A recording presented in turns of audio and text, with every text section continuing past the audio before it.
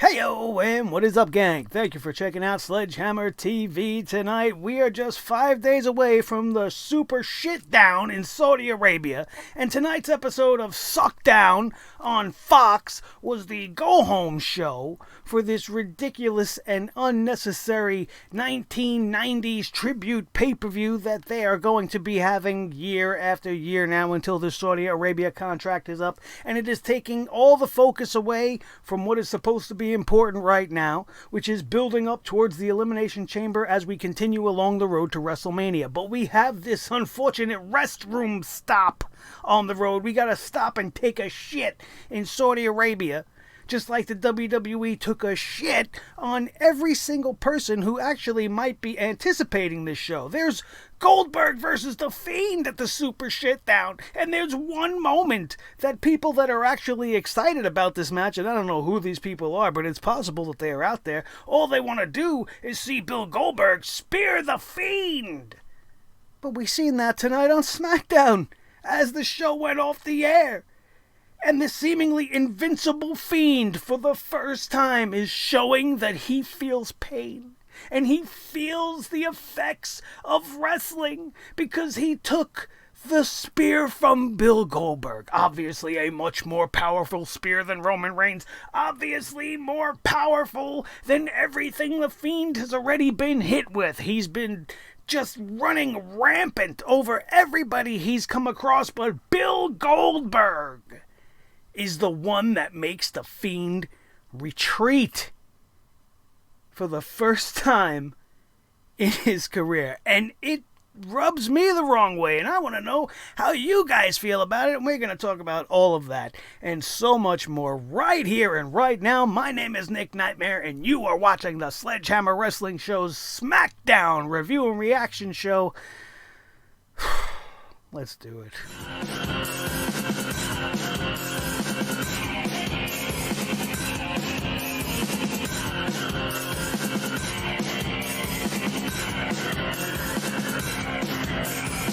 Sledgehammer Wrestling Show.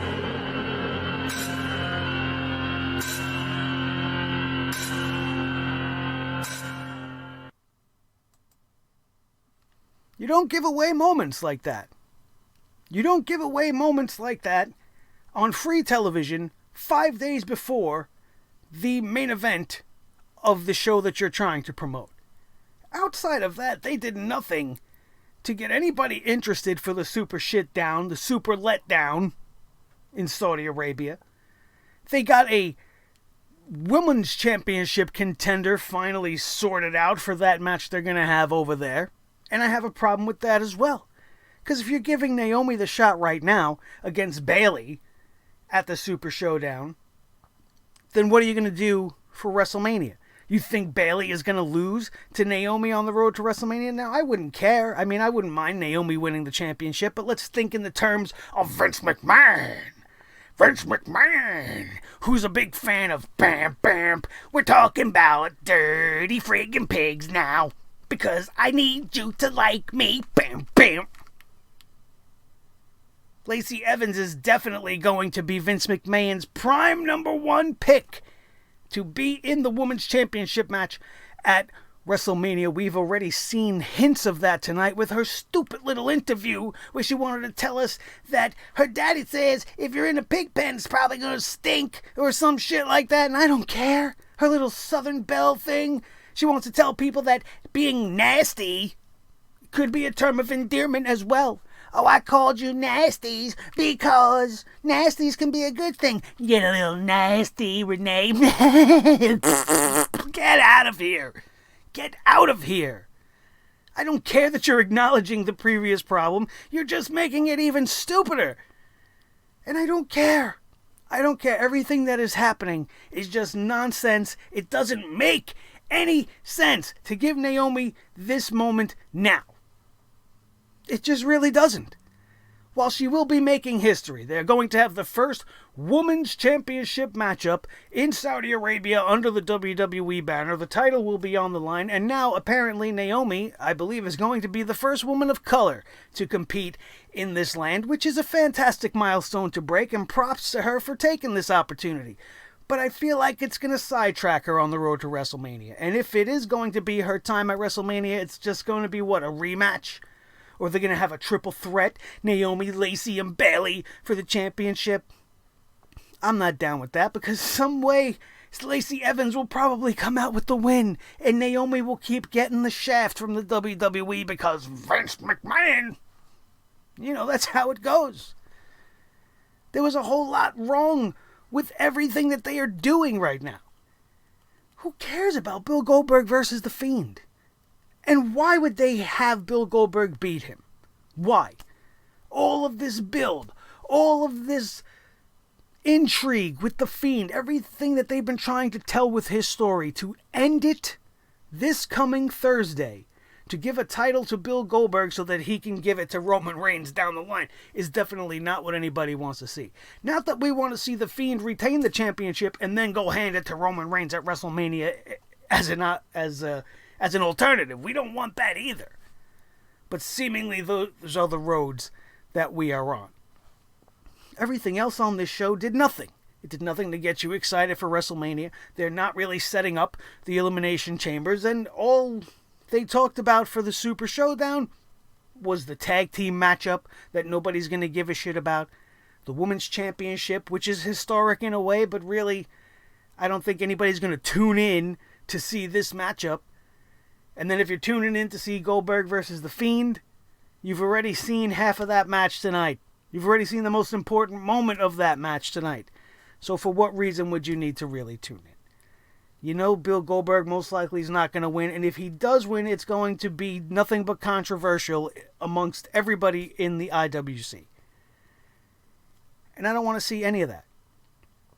Oddly enough, the one thing that I actually found interesting tonight, actually there were a couple of things that were interesting, not that it made the show good by any means, but they're bringing Drew Gulak back onto SmackDown, and while it sucks that they haven't really changed him up, they haven't utilized him in a way that has been appropriate to his wrestling ability in the ring. They have, I guess, not seen anything that he's been doing anywhere else in the WWE, so they bring him back to do this PowerPoint presentation thing, which really hasn't gotten over and has been kind of terrible. However, they did something interesting. And Drew Gulak seems to believe that he has figured out Daniel Bryan. So he wanted to help Heath Slater this evening, as Heath Slater's getting a rematch with Daniel Bryan. And he did a tiny bit better than he did the first time we seen Daniel Bryan versus Heath Slater. And it was somewhat in part to the strategies given to him by Drew Gulak. He still came up a loser, like we all know. And Drew Gulak is now associated with Heath Slater, who has been an eternal jobber. So it doesn't really come off looking that good. However, let me come at you with this. Wouldn't it be interesting, over the course of the next few weeks, if Drew Gulak continues to coach Heath Slater? And instead of seeing another rematch next week or in the next couple of weeks, for the next few weeks we see Drew Gulak in little skits and little segments training Heath Slater, going over his PowerPoint presentations with him in the back, trying to poke the holes in the defense of Daniel Bryan, and then showing him doing crazy things to train and trying to get himself in better shape, and Drew Gulak doing this whole like Shane and Vince thing back in the 90s when Vince was training for Stone Cold. You can have Heath Slater training for Daniel Bryan, and Drew Gulak is going to be the guy that does all of this for him. And then Heath Slater continues to fail and continues to fail and continues to fail, but each time does a little bit better, leading to a good match where Heath Slater can get over by performing 15 minutes or so with Daniel Bryan. Daniel Bryan can give him a good match, making him look like he deserves to be there now. He learned a lot from Drew Gulak, but still couldn't get the job done. And now you move along to WrestleMania with Drew Gulak continuing to pester Daniel Bryan, believing he's the one that has all the answers, and you could build up Drew Gulak based off of that. And he will have a match with Daniel Bryan at WrestleMania. You can do that, and that would be interesting, I think. You got nothing else going on for any of these guys. What else are they going to do with Daniel Bryan? You think Daniel Bryan won't put over Drew Gulak? Maybe Daniel Bryan loses at WrestleMania to Drew Gulak, and now we have a new major heel on the roster. The guy can talk like nobody's business. He's super intelligent, and he has charisma and can be entertaining if they're not making him bore you to death with stupid pre-scripted promos trying to get over a PowerPoint presentation. So there is something interesting here. This was almost as interesting as the blips we were seeing a couple of times tonight during the tag team matchup that opened the show, the useless, unnecessary 8-man tag team matchup that nobody gave a shit about. The most interesting thing about that matchup was the blip. There was a blip on the screen, and we seen like a little blue envelope show up, and it was kind of like a glitch, and then it went away. It was brief. It was like 2 seconds. But it's interesting. Who could this be for? Was this just a malfunction, or is this leading towards the debut of somebody new, or the reemergence of somebody who is being rebranded? What is it? We don't know. Is it Killer Cross? Possibly. Is it Mustafa Ali coming back? Possibly. But they were interesting. Interesting little vignettes, and we've seen 2 of them on this night. And I hope that continues. It makes you think back to when they used to have the vignettes for Jericho and the Millennium Countdown. And when Taz was coming in and the arena used to go orange just for a second and they'd play the little heart blip, blip. It's interesting. Things like that intrigue me, and I appreciate that. Because now whenever whoever it is revealed, all of this will have meant something. And it leads to a mystery for SmackDown that we're trying to figure out right here and now. And those were my 2 best guesses right off the bat. And I appreciate stuff like that. I think it was interesting. But those were the 2 most interesting things about tonight's show. What, did you think it was interesting, what they pulled with Mandy Rose and Otis tonight? This is just stringing along this program between these 2 that really has no direction. But it did do something to try to give you some sort of a twist, or give you some sort of a reason to possibly believe that Mandy Rose was not the person that sent the text to Otis on Valentine's evening that said she was going to be late.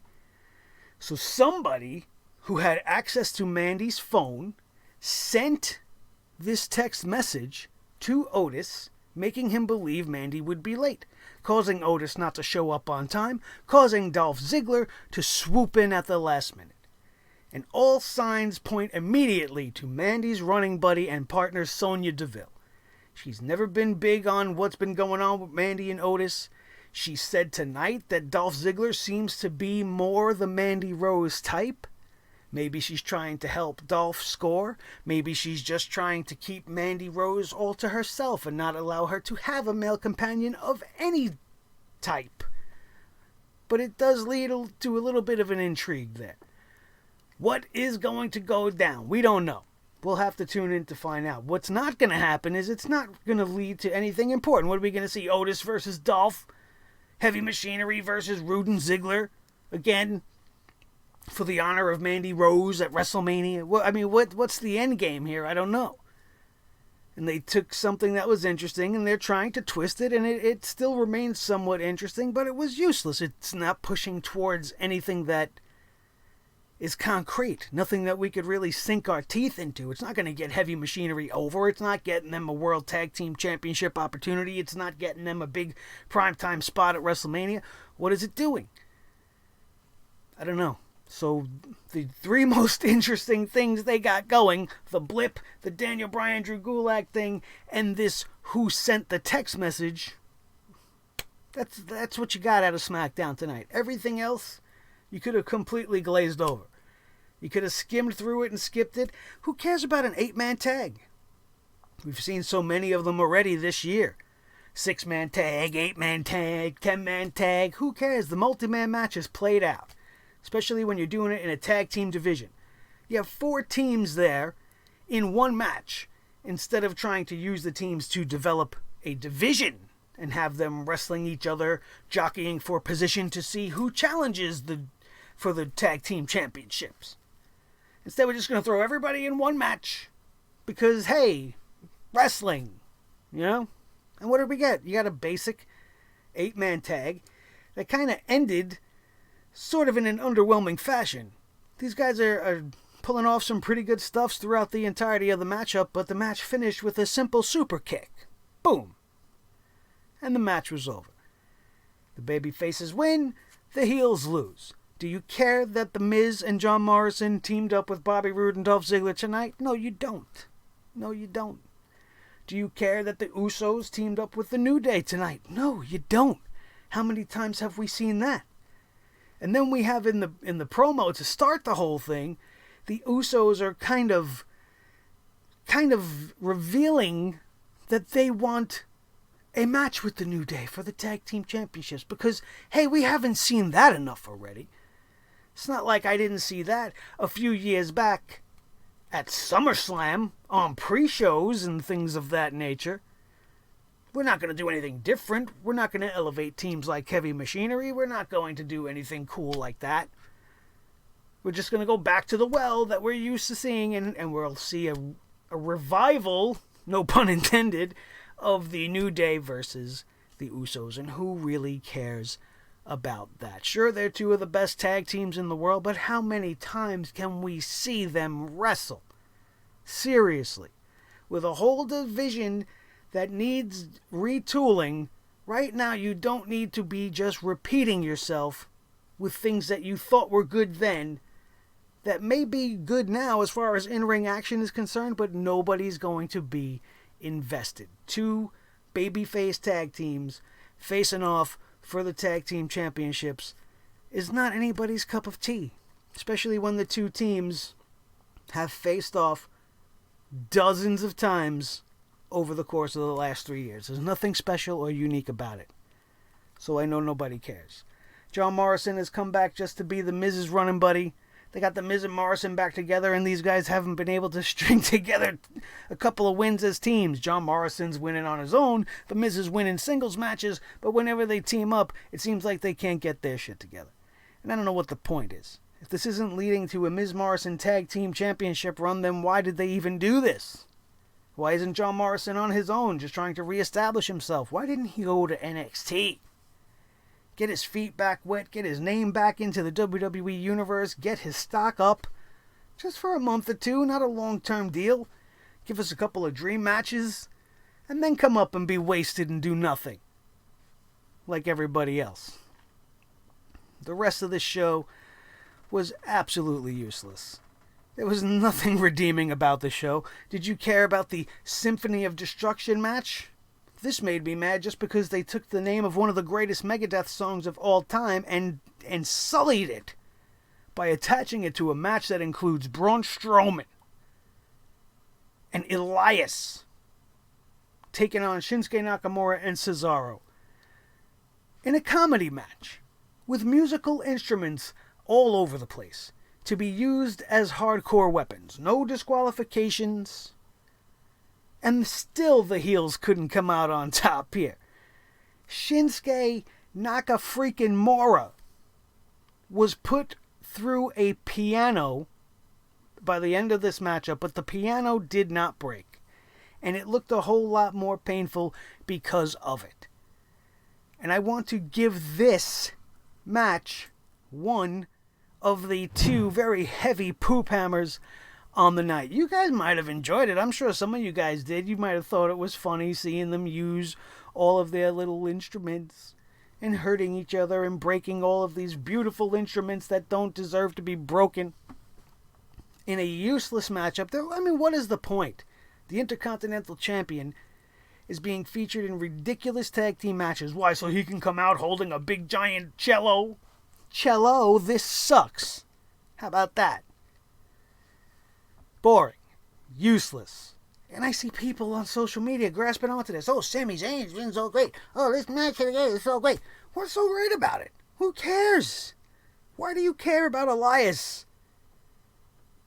Why do you care about Braun Strowman? These two guys have flipped-flopped back and forth, babyface to heel almost as many times as the Big Show. And they mean about as much to the show as the Big Show does now too. Which is zero. They have no value to me.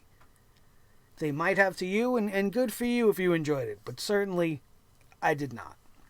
It was a complete waste of everybody's time.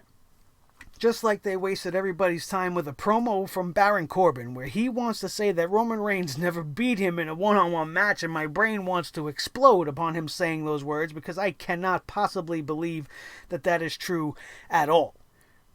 We have seen Roman Reigns beat Baron Corbin on multiple occasions in a one-on-one matchup, but because he's claiming that the Usos always interfered, I don't believe that's the case, and I don't have the time nor the interest to really go back and look and find out. If any of you guys want to go and do the research and leave it in the comment section, go ahead. I'm not wasting my time. I'm not wasting any more time on Baron Corbin than I need to. King Dickhead comes out here, proclaims this ridiculous statement. He says now he's going to be alone. Roman Reigns is going to be alone in the cage with me. And he promised to make him bow down to the king. And he's going to replace Roman Reigns on the posters of the WWE Universe. Like anybody wants that. Nobody cares. This feud has been dead since it began. And it's only gotten worse. And we've talked about dog food. We're getting people covered in dog food and just ridiculous long-running segments that just bring all of the energy out of the show, just like he does. This guy wants to go out on social media and say Dave Meltzer is a cancer to the wrestling community when there is no bigger problem with the wrestling community than the very show that he is on. And he is part of one of the biggest issues that show has.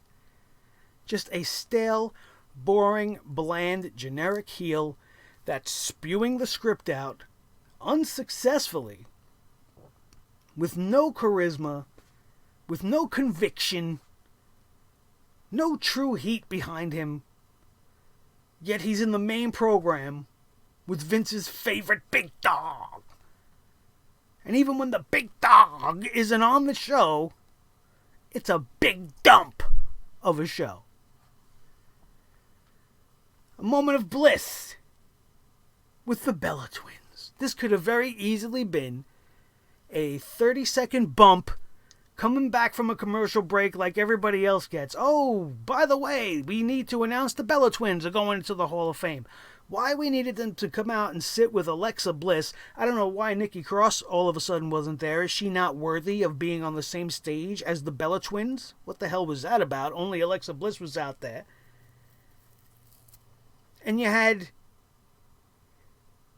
the Bree twins, I was going to call it, the Bella Twins, come out there and say nothing. They say that, we're happy we're going into the Hall of Fame. Everybody wants to know about us being pregnant, and I don't think that seemed to be the case. The crowd tonight certainly did not give the Bellas the sort of reception that would make you think that they are going into the Hall of Fame. And they just kept talking about, the Bella Army.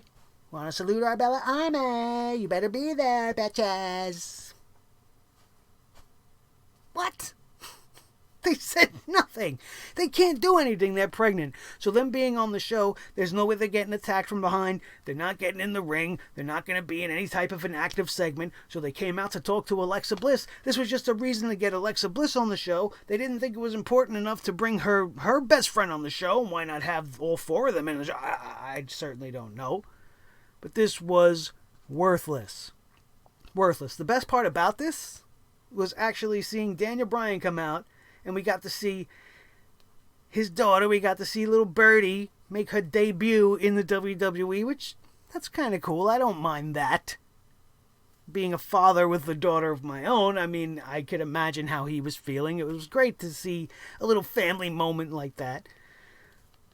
But it was really unnecessary. Not like it's going to make me change my point of view on anything else that happened on this night, or the Bellas being there for just the simple purpose of announcing they're going to be in the Hall of Fame.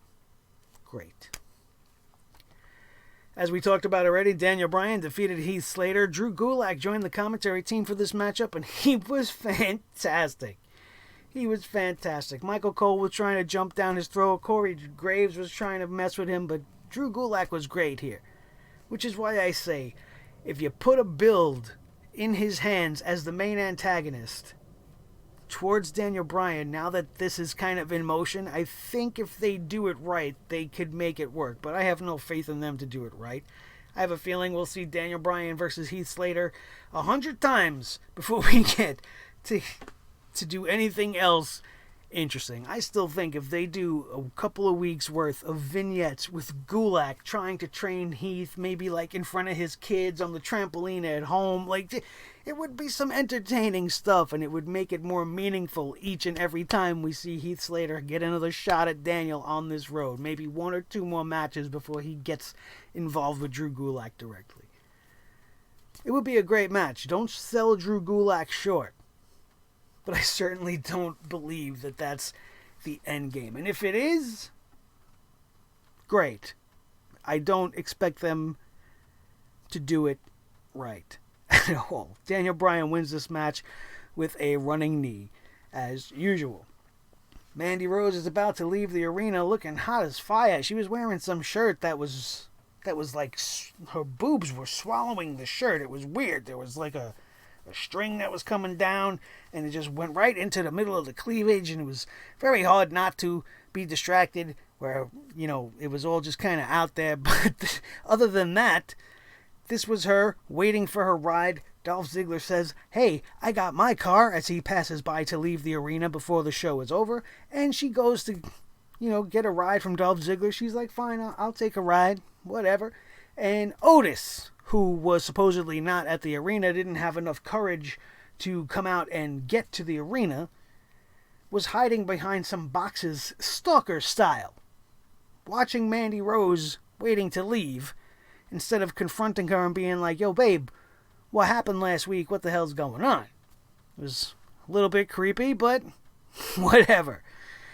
While we seen Mandy Rose and Dolph Ziggler in this skit was the second time on this night, we saw that very weird glitch, which I thought was interesting, so we'll have to wait and see how that develops.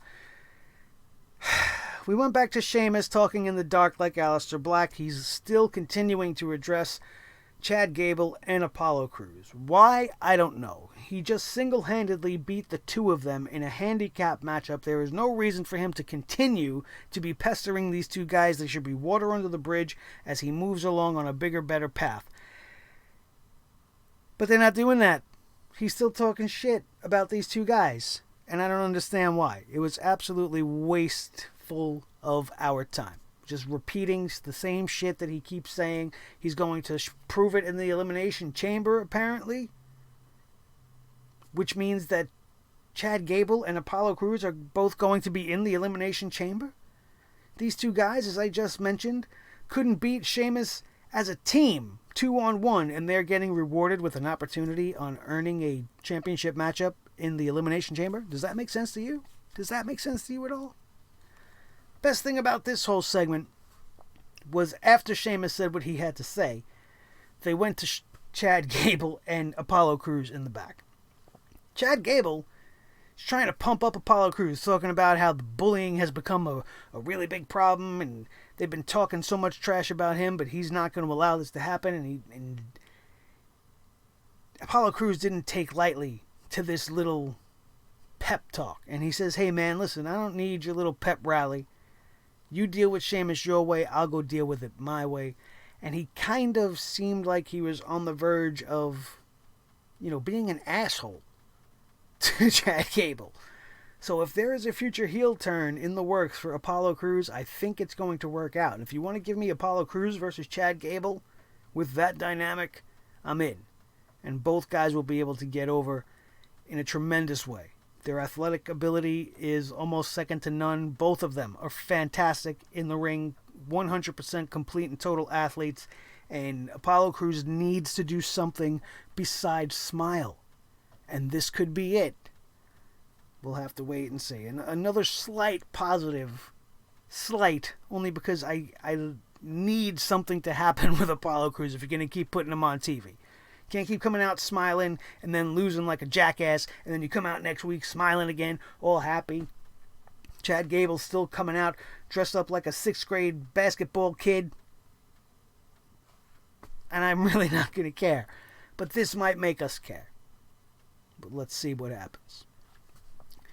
Number 1 contenders match For the women, Naomi defeated Carmella in what would eventually be kind of a sloppy, not too good matchup. There was a lot of missed spots, a lot of botched spots. I think this comes from the fact that this match was given way too much time to develop. These girls kind of blew up towards the middle of that match, where their move sets and everything that they were doing towards the end of this matchup seemed to be like them going through the motions and just trying to get this match done. There wasn't a lot of oomph in a lot of their maneuvers. There wasn't a lot of power behind anything that they were doing, because they were tired out very quickly. They did so much so fast, and I don't understand why it is necessary in every match when we have to go to commercial to have somebody in that match do a suicide dive through the ropes. It's unnecessary. Can't you just go to commercial?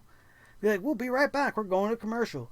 Why do you have to risk these people's lives by doing the same old tired spot over and over again? Predictable, because you know when you see one, we're going to go to commercial, and it's just unnecessary, and it's an added risk to both competitors that doesn't have to be there.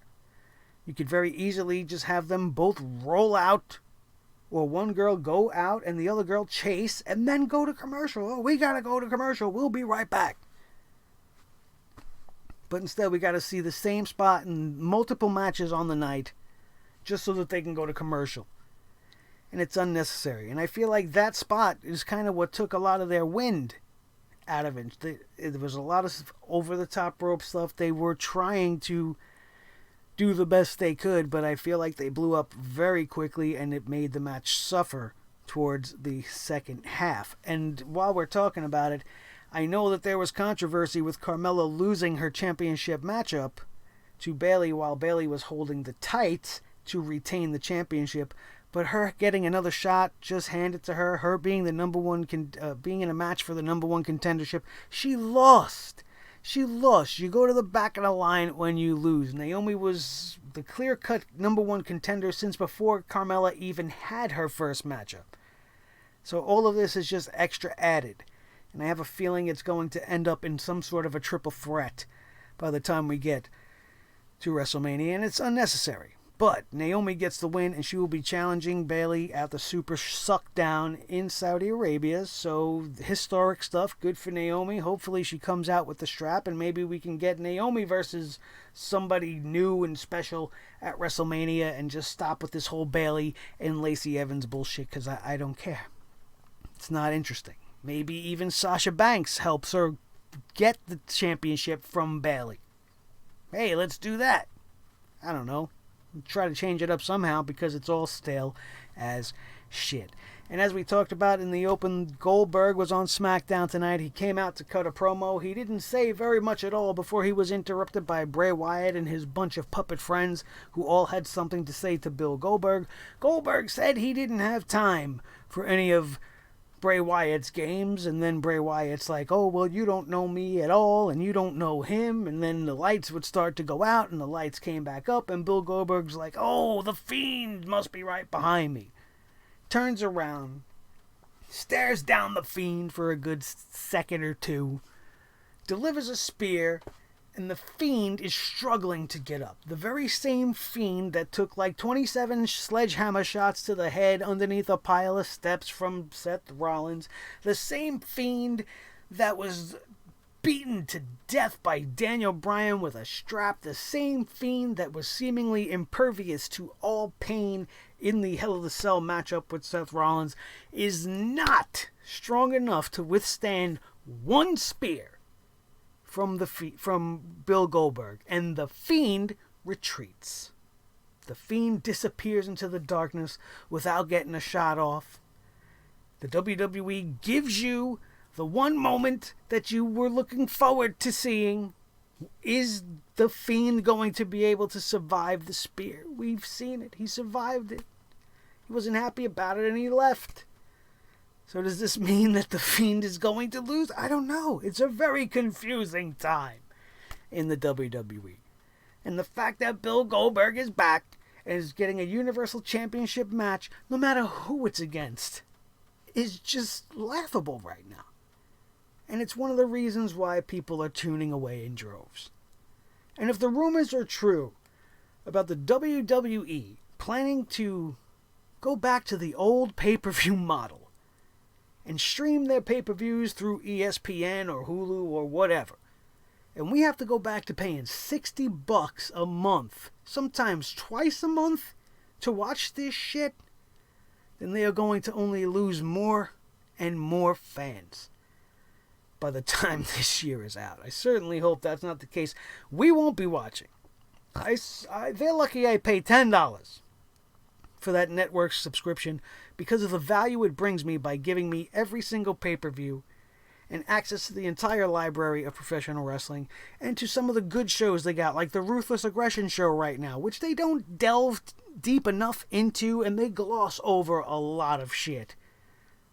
But it's still very interesting, and it's an era in time that we haven't heard them talk it to death like we've heard about the Attitude Era and the Montreal Screwjob over and over again, and everything that happened with the Monday Night Wars over and over and over again, and we've never really discussed the emergence of the Ruthless Aggression era, and that gives the network value. But is it worth still having if you're not going to get the pay-per-view every single month? I don't think so. Now we gotta pay $60 for a takeover? I gotta pay $60 for, or $70 for WrestleMania? No way. We ain't going back to that. We'll have to skip it and just catch up on Raw and Smackdown like we used to have to do when we were kids once in a while, when your dad wouldn't shell out the money this month because the pay-per-views were becoming too frequent. Well, some of you guys may not have had that problem, but some of us did. But that's going to be our life going forward. I know a lot of you guys ain't going to be paying it. I certainly won't. But everything in the WWE isn't worth 2 cents right now. Next week on SmackDown, John Cena's coming back. Great. Supposedly in a program with Elias. How? Elias is a babyface right now. He's teamed with Braun Strowman. He's having Symphony of Destruction matches. And why? Why? It makes no sense. We'll have to wait and see what transpires next week. But this was your SmackDown review for the go-home show before the Super Shitdown this Thursday, happening at 12 p.m. here, which I'll be at work at 12 p.m. I will not even be home to watch this thing on time. And I'll be honest with you, I don't know if I'm gonna. I might just watch the main event and be done with it. Because I don't care about the Twike Trophy Gauntlet match. I don't care about the Women's Championship match, although it might be interesting, but I certainly don't think Naomi's going over in Saudi Arabia. Not for any other reason than I don't think they're going to take the title from Bayley until they get to WrestleMania. But we'll have to wait and see. How long do you think the Fiend versus Goldberg is going to be? It's going to be, what, a solid 2 minutes? Maybe 3 minutes? This seems about worth my time. And that might be it. But if we do, we'll be here talking to you guys about it when it wraps up Thursday. Before then, we have to bring the hammer down on Monday Night Raw like we usually do, as it's coming up this week. And it's been the better of the two shows, thankfully, but it still suffers from many problems, and there's nobody better than me to point them out to you. And of course, we will have AEW, maybe. I'm totally burnt out on pro wrestling in a way right now, so AEW had probably their best show ever. Probably the best episode of Dynamite that they've ever produced. And I didn't enjoy 1 minute of it. I just sat there watching it. And I had no emotion. So there was no reason for me to sit here and give you guys a review, because I felt like I barely watched it, even though I watched the whole 2 hours. It was weird. It was like an out-of-body experience, and I couldn't wrap my head around it. And I feel like maybe I just needed a couple of days to detox away from all of that. So, and plus the AEW reviews, they kind of damage the channel, from being honest with you. And it's not from the negative response. It's the fact that the numbers just don't reflect the numbers we get in our WWE reviews. It's the reason why I usually say no to NXT reviews outside of TakeOver, because they just don't perform. And it brings down the averages on the channel, and it brings down the presence of the channel on YouTube. So, sometimes you gotta weigh the two. And you guys enjoy my WWE stuff way more anyway. So that's why we're kind of picking and choosing. But going forward, we got Revolution coming up. AEW will probably check that out and bring you guys a review.